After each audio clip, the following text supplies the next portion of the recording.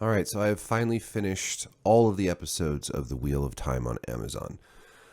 Uh, I have to say, it was a pretty mixed season. There were things about it I really enjoyed. I thought that most of the cast was pretty good. I like who they cast for Lan. I ended up enjoying Rand more and Egwene.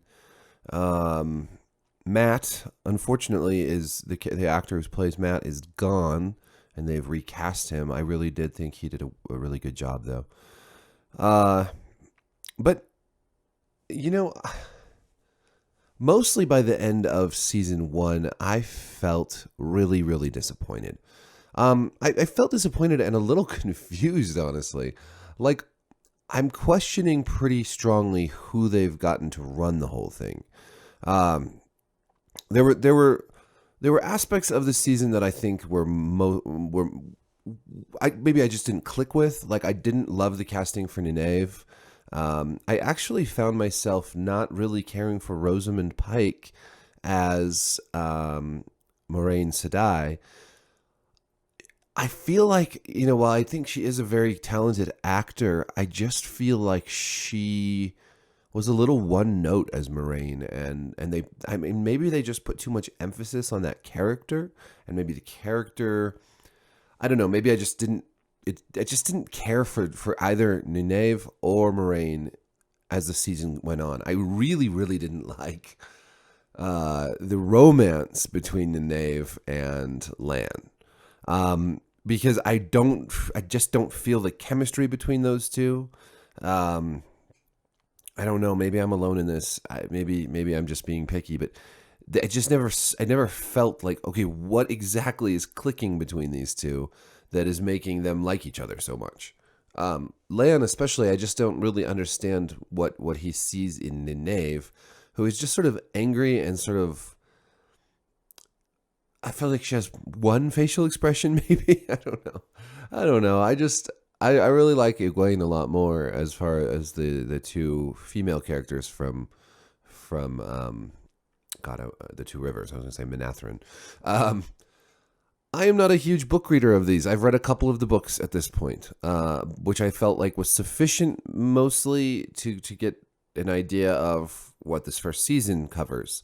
But even as someone who has only read the first couple of books, the adaptation is just it runs so wild with the story. Now you may say, why don't you care about all these book changes in The Witcher, but you think it's a problem over in Wheel of Time?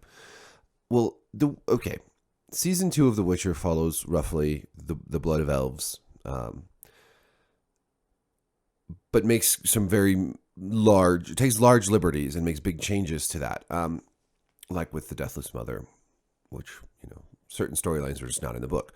I think that the difference is adapting the Blood of Elves is you really have to take some liberty with that. I think also because I started on the games before anything else, and those are largely stories that were just made up for the games. So going into the TV adaptation, I was kind of thinking, okay, well they're going to make up stories for the TV show also. They're not just going to follow these books and short stories because the original content for The Witcher, a lot of that it may not adapt so well to the screen. It's going to be more of a challenge, and so I feel like it's some of the changes in The Witcher I didn't like Eskel in particular, but others I can understand why they want to take some some larger storylines to weave throughout what is a little bit more of a loose story in the original, and harder to adapt. But in the Wheel of Time, there is a pretty like the Eye of the World. Clearly, you're going to have to make changes. You're going to have to cut stuff. Mainly, I think you're going to have to cut stuff because it's a long book. There's a ton of stuff going on, and so you're going to have to cut stuff, pare it down to something that can fit into a season of television. Totally understand that. But they did so much else. It's out of order. It's they changed some of the big sort of premise stuff, like the idea that women and men can be the Dragon Reborn. That's not. It's just not. It doesn't make any sense based on the original content. I understand sort of like keeping the newcomers guessing about who the Dragon Reborn is, but I feel like they kind of muddled that. Like, for instance, they don't reveal some important details that Rand's father, Tam, gives to him earlier on until the second to last episode. And that's not good storytelling. Those details should have been fed to us much earlier so that, people who were guessing or were trying to put together this puzzle of who the Dragon Reborn is could have used these details to make up their minds as the show progressed, rather than sort of info dumping us at the end. They even, in that episode, had a scene where all the characters were hearing voices in their heads and self-doubt and whatnot when they were traveling the ways. And they purposefully left out what Rand hears during that segment to drop on us later when they reveal that he's the Dragon Reborn. And that's just a cheap shot. That's not good storytelling. So, like, a lot of these changes, like, they added a whole storyline of this Aes Sedai being killed and her warder committing suicide and this funeral and all this. There's a lot of stuff added that I feel like didn't need to be added since they had to cut so much else. They also mix stuff up, like they go to Tar Valon, and I say Tar Valon. I know other people say Tar Valon, but it's Tar Valon. They go there before they go to Faldera, and that doesn't make any sense. Then they have this big battle that people are like acting like it's the final battle and stuff. And it's just so lame. That the 8th episode was so lame. I mean, there was some good stuff. I did like Rand and his encounter with the Dark One and how the Dark One kind of took a human form. I thought all of that was pretty cool. I enjoyed that. But the battle scene, like, there's a moment where the Falderan troops like charge across this field, but they're not actually charging anyone. They're just riding out to this wall that they're going to defend, which they apparently just defend with crossbows. Even when the Trollocs like crawl through the very easily reached windows. And we don't really see much actual fighting going on. It's just a really cheap battle. We have like Egwene and Nynaeve and several women from Valdara channel to like kill the Trollocs, but none of these are Aes Sedai, and yet even though they're just like piddly magic users, they're able to like call down this enormous amount of lightning and just like totally destroy all these Trollocs that totally wiped out all the fighting men. And several of them die, but Egwene is able to heal Nynaeve. It's just a terrible battle scene. It's just terrible. It's oddly placed. They try to fool you to trick you that this was the last battle and like Rand is going to kill the Dark One and it's all going to be over right here. But it's like, no, nobody believes that. I mean, we all know there's going to be other seasons.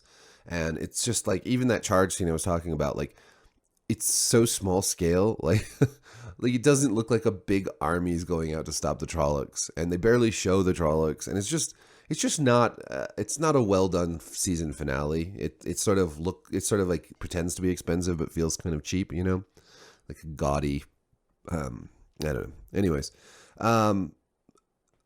I did like that one fight scene with the Ale woman. Ale. Having only read these books, and I just forget how to pronounce some of the words, but I liked that fight scene. She's pregnant. She's fighting. This is, Rand's mother, and she's a total badass, and I'm excited to see more of that. I did like.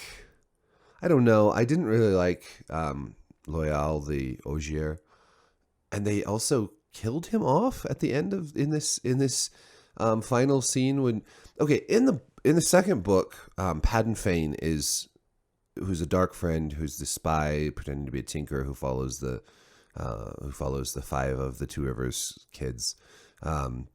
He's captured and he's in the Falderan dungeon, and he's really creepy. And there's a scene where somebody, and it's kept a mystery during this scene, but somebody comes and frees him, and then somebody kills the guards and Trollocs, and at least one Fade enter Faldera, via skullduggery and sneakiness, and they kill a bunch of guards and they free Padan Fain. Well, he's been freed, but they take him and they take the horn of Valere and they escape. And then, of course, the search party goes after them and whatnot. But this, of course, is shown as just Padan Fain and a couple Fades going in while the battle's going on, and they take the horn and kill a couple guards. It's not as good. It's like this is a change from something that was really interesting to something that just doesn't feel as good. And it's similar, and it's an adaptation, but it just doesn't work as well. I mean, they barely had given us, they had like barely focused on Padan Fain throughout the whole season. I mean, there's lots of opportunities they could have brought him in. I don't know.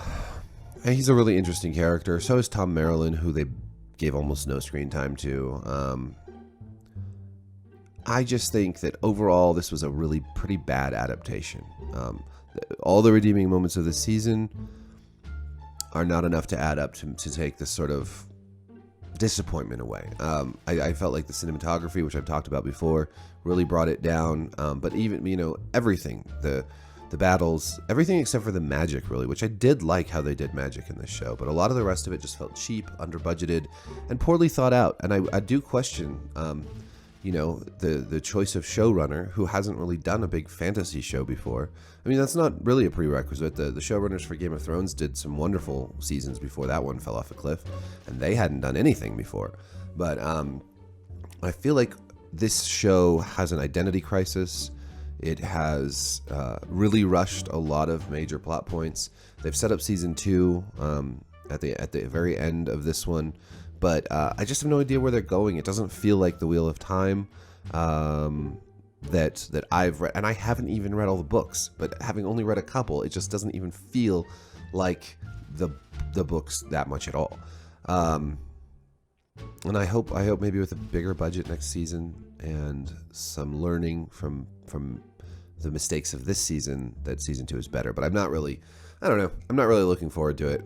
And it's a shame because the more big budget fantasy shows, the better, I think. I mean, but I'm always worried. I'm always worried that they're going to take something I love, like Joe Abercrombie's books or Lloyd Alexander's books, and turn them into a show that I hate, and that will somehow taint these wonderful books that are some of my very favorite. Just like the last couple seasons of Game of Thrones, although I can't really say they've tainted that series for me as much as the fact that series has never been finished and probably never will be. So, anyways, thanks for watching.